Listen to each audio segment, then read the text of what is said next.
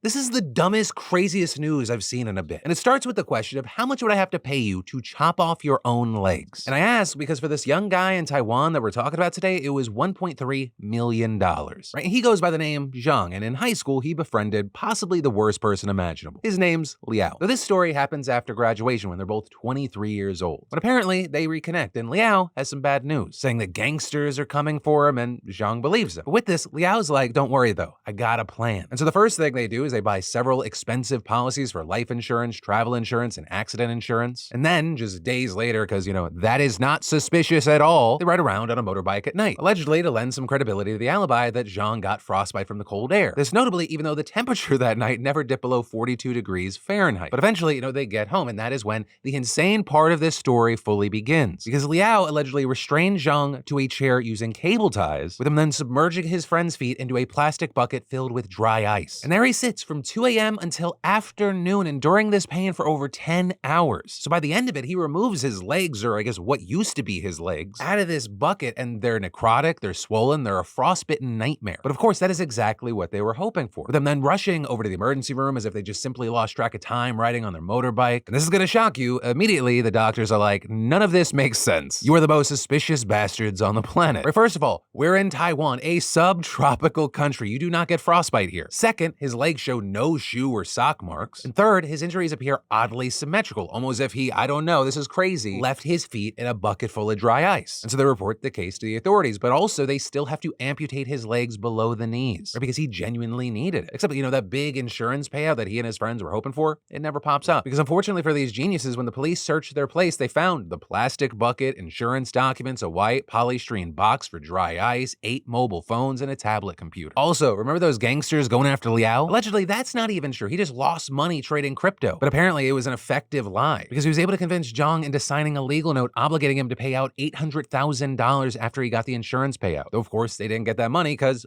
fraud. And as is often the case, the main point of this story is don't be stupid. Stupid?